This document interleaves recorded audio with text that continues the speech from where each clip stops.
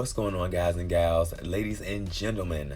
It's your boy Alter Realm here with another sick and lit edition of Alter Realm. I hope you guys were able to watch season 2, episode 1, Acting Up of Pose. This episode was brilliant.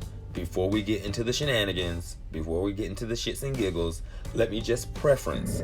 There were some things in this episode that I did not agree with. And I guess it has a lot to do with me being in the ballroom scene, that I just take a lot of realism and real history from the ballroom scene and try to equate it to this show.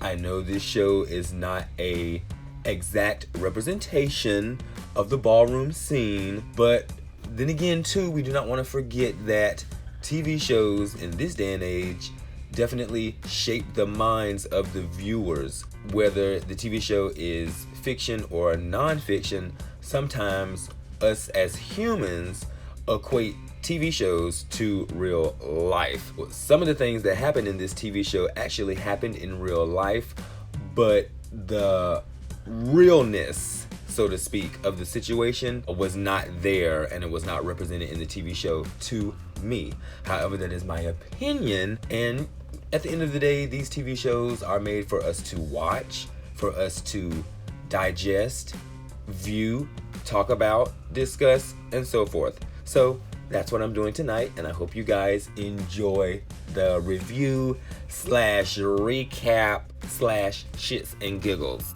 Also, guys, before we start spilling the tea and start eating the dish about this week's episode, definitely smash that like button, give this video a thumbs up, then slide over to that bell iconic. The bell icon will notify you on when I upload more videos like this and others to the channel. So, we set the tone in 1990. It looks to be like a cold day, and Preytel and Blanca are on a boat on their way to some place called Love Island. Now, before I start, Love Island is supposed to be a place where dead bodies are taken that family members can't afford to have a proper burial, or if the bodies don't get claimed and or the family members don't come to recognize them. And it's also a place where HIV patients that passed away in a hospital or that type of setting, if no family members claim them, or nobody goes to retrieve the body, they end up at that place. And the show starts off really cold, grim, and just really sad. Preytel is going there to actually either pay respects to the body of and or claim the body of one of his friends, and he runs into this really nasty employee that works there. And honey, she's just about as cold as the damn bodies, no shade. But anyway, she's really snappy, got an attitude, and she's like, well, honey, this is just a place where the bodies end up at. If they got HIV, they go to a separate place, and the kids is over here, and the adults is over there. And it's just like, okay. And Blanca expresses to her that, well, he's already dead, posing the question as if, like, can you still catch the virus, bitch? They're already dead. And she's just like, honey, they don't know nothing about this virus. They don't know what to do with this. They don't know where. And, she's just giving that vibe of mama's at work. Mama's cashing in on the damn clock. That's about it. Just sign the paperwork and get out. If you're not a family member, you gotta go. They leave the place. They're actually in search of this really special place that has significance to the LGBT community and friends of the LGBT community, of family members that have lost loved ones. It's a special place filled with rocks and different stones and different heart-shaped stones with the death dates and the birth dates and little love notes and messages to people who have passed away of HIV/AIDS that have not had the chance to have a proper funeral or a proper burial. And so a lot of people gather to that place to just reminisce, pay respects, and leave little tokens of love. And Preytel actually left one to his friend in this episode as Blanca was there to console him. And this was the beginning of the episode, and like I said, it hit you bam right in the face. And so this really shined a lot of light about this specific situation and just something in the culture that I was not aware of about this whole place named Love Island. We cut to the next scene, guys, and we have Nurse Judy and Blanca. Apparently, they are really, really close, as Nurse Judy calls Blanca family. Blanca goes to the clinic and or hospital to just have a annually checkup on her stats. And sadly, Nurse Judy actually updates Blanca to the fact that her T cells have dropped below 200. Blanca is kind of like oblivious to the whole thing. She's saying that Nurse Judy is speaking a different language to her, speaking gibberish to her. She doesn't understand the Klingon talk. And you can tell Blanca is trying to keep in really high spirits. She's trying to keep her mindset in a great positive place. But the reality of things have kind of brought her down in a slump, and it hits her full force as Nurse Judy is telling her, you know, with your T cell count being below 200, you're actually going to be classified as having AIDS now and not HIV. This really sends Blanca into a downward spiral, but the whole time this is going on, the whole time that Blanca is realizing her life is kind of like flashing before her eyes, she's thinking about her house kids. She's thinking about Angel. She's thinking about Poppy. She's thinking about Damon. You know what I'm saying?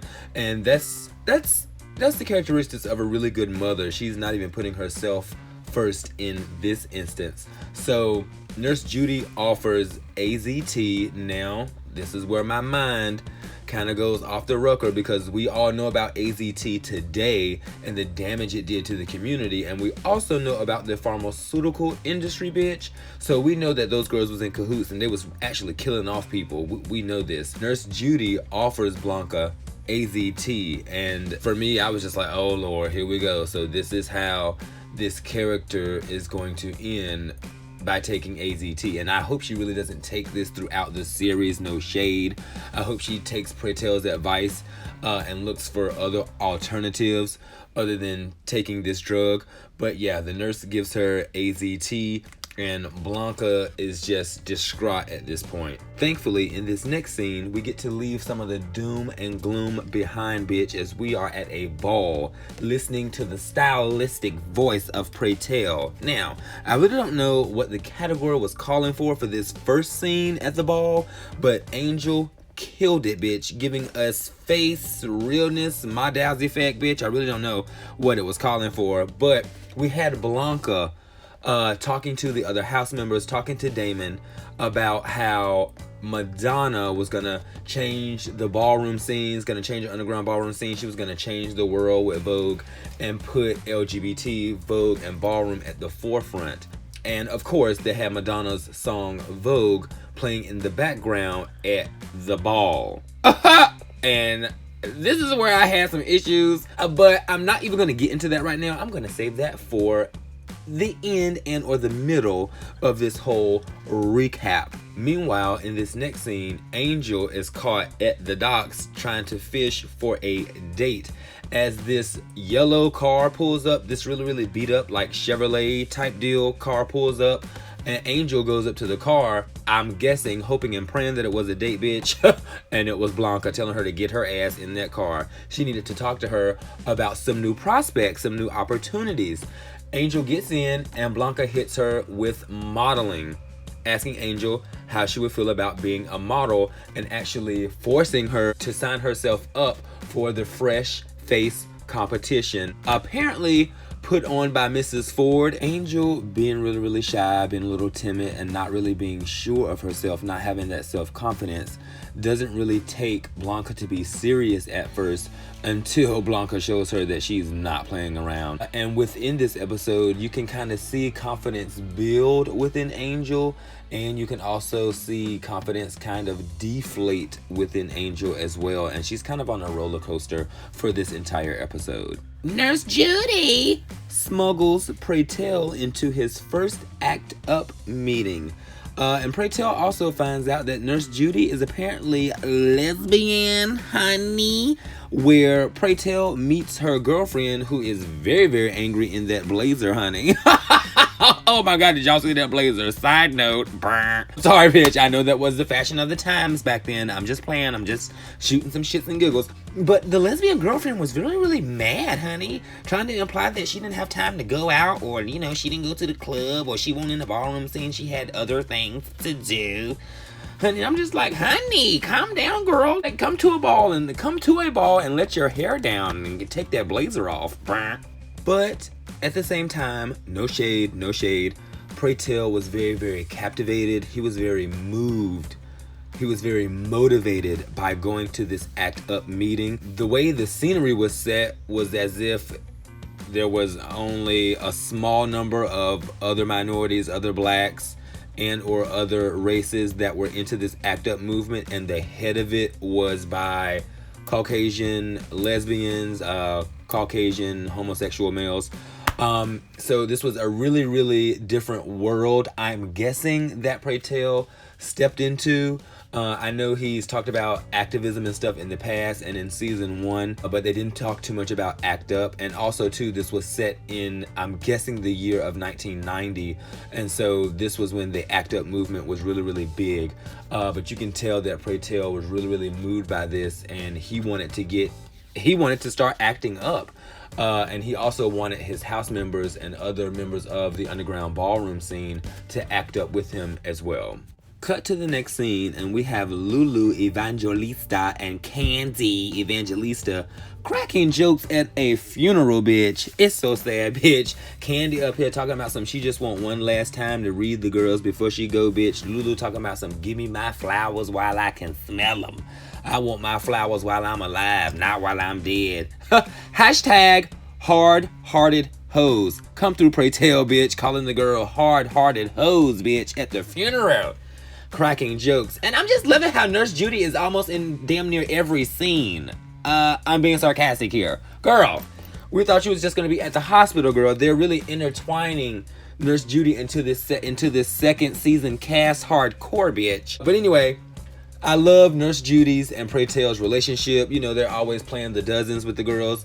Even as they're at this funeral, viewing the body, going up to the casket, they're still making jokes with each other, trying to make the moment, you know, lighthearted, trying not to make it so sad. But Pray Tell just cannot but help to break down as they try to keep count of how many times they've been to funerals and how many times they've had to bury people. And so Nurse Judy makes the joke that whoever reaches the 1,000th funeral will get a fucking toaster. But honey, we had the girls in the background hooking up, trying to get some Pinot Noir at the funeral, bitch. I thought the boy was unzipping his pants in the background, but I guess he won't. I guess they were just flirting, bitch.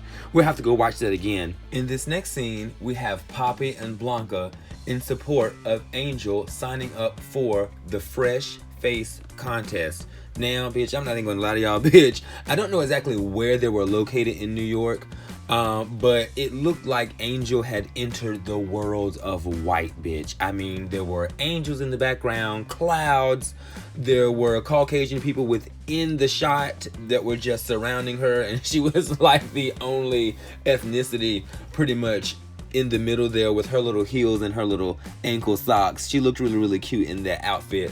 She's very, very scared. She's unsure of herself, but she walks up to the desk. She gives her pictures to Mrs. Ford, and Mrs. Ford looks at her pictures. You can tell Mrs. Ford sees something in her, but you know how the girls always try to give somebody a hard time. She was like, I see you took these with a Polaroid camera, with an instant camera. And Angel's like, well, yeah. And she was like, well, if you want to be professional, you have to take professional photos and blah, blah, blah, blah. Angel's like, well, honey, I don't have the money. You know what I'm saying? I'm not working right now. And so she's like, I do see something in you. And Angel says, well, I can Vogue. And Angel starts voguing and posing for her a little bit.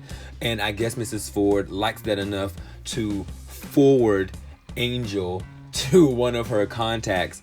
She gives Angel contacts to a very well, I guess, noted photographer, and she says he'll give you my discount. And so Angel is like really, really excited. She goes back to tell Blanca the good news, bitch. It looks like it's gonna be great things for Angel coming up in this episode. In this next scene, we have the house of Evangelista and Pretel all gathered around the table, bitch, in glee. Congratulations to Angel and Blanca. Angel has made it. More importantly, Angel is sharing the good news about her actually being able to take photos professionally. She tells everybody that Mrs. Ford has given her a contact. So Pretel and all of the other house members are giving cheers to Angel and to Blanca too for being a great house mother and also for getting the ball rolling. She's the one that got all this started, bitch. It was all Blanca's idea from the jump. And then what happens, bitch? Who do we have come in? Dominatrix. No, I'm just playing. Electra, bitch. Electra comes in, bitch, done from head to toe, bitch. The girls are questioning, girl, what are you doing at Indochine? Are you even still working at Indochine, bitch? You definitely have something to hide that you're not sharing with the rest of the house. You know, Blanca is still mother, you know what I'm saying? And Blanca still sits at the head of the table. Electra's character comes off as very, very dominant, so it's still kind of hard to mistake her for being the mother of the damn house. The mother, the board, the council, damn CEO, everybody. She's really, really powerful. And bitch, I guess when Electra has had enough, she has had enough, as she displayed some very, very savage behavior, honey, in this next scene where she flipped the whole damn table over, bitch. Telling Blanca that she was gonna eat her alive on the runway, bitch. She better not step another foot on the runway, bitch, and she was gonna destroy her and all this other type of shit. And you can still tell that that is Electra's mentality. She's only thinking about ballroom. She's only thinking about the life. She's only thinking about going and sew her garments, bitch, and go ahead and spray all that spritz on those wigs. You can tell this is the only thing she's thinking about. And Blanca has real life ideals in mind. She wants her kids to be well off when she's gone. And you can still tell that Blanca's thinking about that even in this scene, because she really doesn't even go off on Electra like she actually should have. You guys, this next segment within the show really, really threw me for a loop, as Blanca was at work and I guess she was trying to leave early, or it had already been in her schedule for her to leave early and she was about to leave, but her boss kept confronting her, threatening to fire her if she left. And Blanca's just like, no, I've made too many commitments. You know what I'm saying? I gotta go to this ACT UP meeting. I gotta be there for my family members, my house members, bitch. And I'm out. So the Chinese lady is talking about some, oh, well, ladies like getting their nails done by ladies. Oh, God, dead. Bitch, that was a read, bitch. But Blanca clapped back on her ass, bitch, and said that she was gonna be famous. Well, here we go with this Madonna reference again. Blanca clapped back on her, but she made a reference to Madonna, saying that Madonna was gonna make her famous and she was gonna go and open up her own nail salon and she was gonna come back there and buy that one. This next scene was very, very gripping and it was very, very telling as well. You guys, we were in the scenery of a church. Big, big, huge crowd. They were having a regular service and it pans to the front doors and you have Angel, you have Pretel, you have Poppy, you have Blanca all walking in. Mind you, Electra is nowhere to be found, bitch. But anyway, the priest is preaching, you know, they're doing the sermon, and all of a sudden, bitch, action act up is in full swing, bitch. Everybody start getting up out of their seats and actually started laying down on the ground, representing dead bodies of victims. And Angel, she's on the floor quoting all these quotes, quoting all these statistics and giving different speeches. And then you can see where the chaos kind of breaks, and I guess the armed forces are called and they're trying to drag people out the church. And I'm sorry y'all, but there was this funny scene where they were dragging Pretel out and he was on that green gurney. He was like, no, no. Shouts out to Pretel, bitch. That's an acting bitch. She can act, bitch. It's no shade, bitch. But the act up scene was very, very gripping. Like I said, I'm guessing that this was something that happened in real life. I can almost fathom that it did, because they panned off to a different type of camera setting where it looked like the camera came from the 90s era, where they were actually had live footage of the ACT UP rally or the ACT UP stage in. And so it looked like it happened in real life. So this was a very, very gripping and telling segment of the TV show. It feels like it's all a dream come true in this next scene for Angel. Ha! Bitch, bye. Blackmail, solicitation, exploitation, and some more shit. As we find out in this segment that, of course, Angel does not have enough to pay. Even with the discount included, she don't have enough money to pay the photographer. So the photographer makes note, he's clocked her, so to speak. And so, she's distraught, and automatically she makes the assumption, she makes the notion, well, can I do something for you, or what can we do, or how can I pay you? And this is where it gets really, really sticky, because automatically, you know how the pervs do. They want a little something in return. They want a little something for their services. So he propositions her with taking some pictures for his personal collection. Ugh. And the category is French Revolution realness. In this next scene, we're at a ball, and once again, the girls are serving us European Anglo-Saxon cunt. And bitch, I've had it, okay? We display this same type of look, this same type of Eurocentric back in the day look in the first season of the first episode. When the girls robbed the museum, they went past all the Egyptian shit. They went past all the other shit and went straight to the European look. That's fine. I mean, bitch, I'm not hating, but for season 2, for the first episode, they did that again. I'm not too thrilled about that. There are other looks that we were serving, honey, during that era of ballroom, and everything did not come from out the magazines of Vogue, and everything did not come from the European culture. Sorry, didn't happen. Moving right along, Mother Electra is serving us, like I said, Anglo-Saxon, European bitch, Queen Mother Elizabeth cunt, with her hair done all up.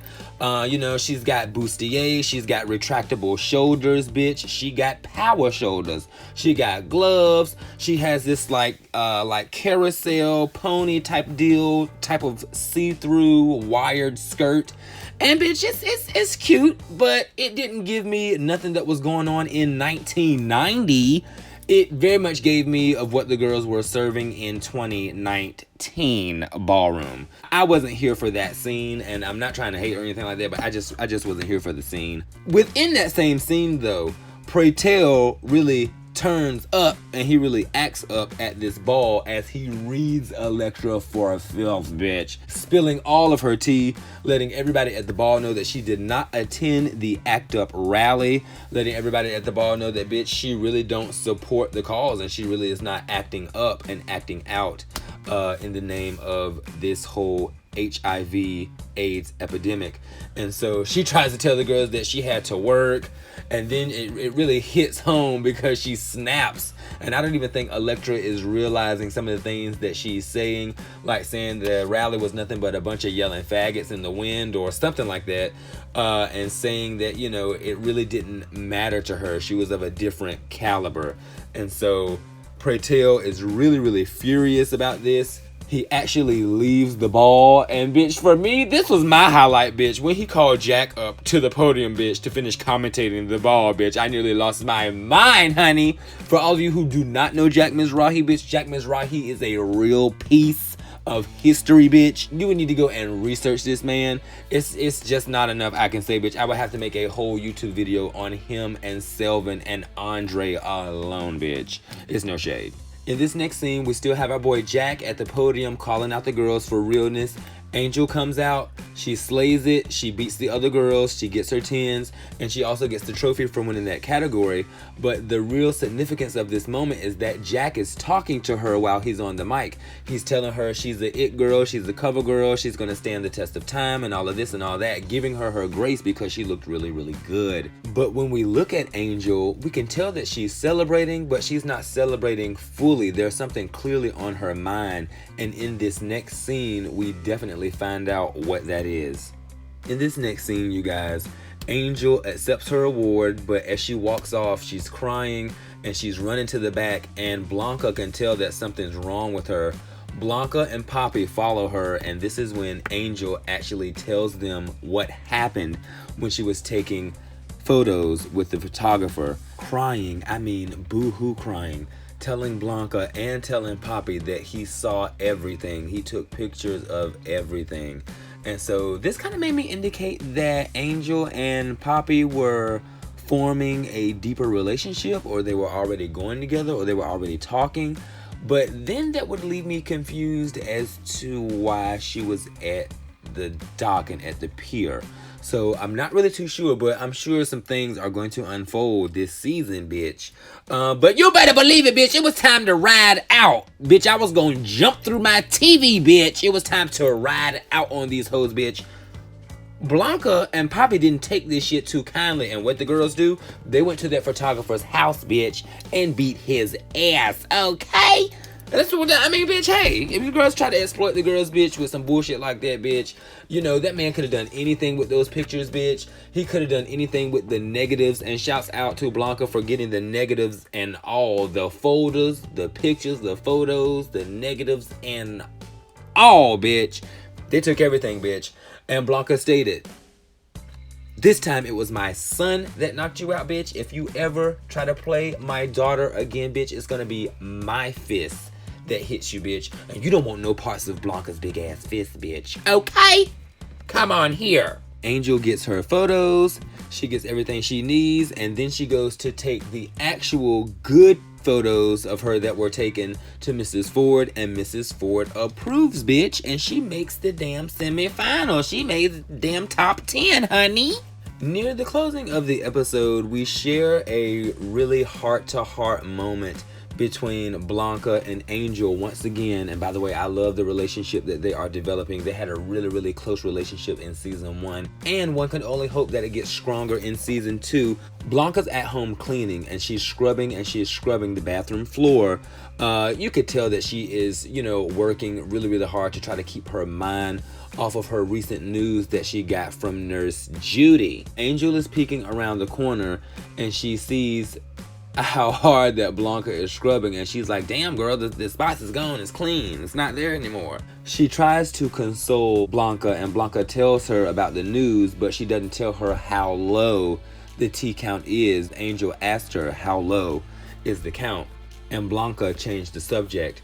And so with that being said, that's when Angel came over to her and kind of like, you know, consoled her a little bit and told her that she made the top 10, bitch. And this is where they had the big dinner at the end here, really showcasing everybody's love for one another except for Electra's, bitch. Really showcasing the camaraderie within the house of Evangelista.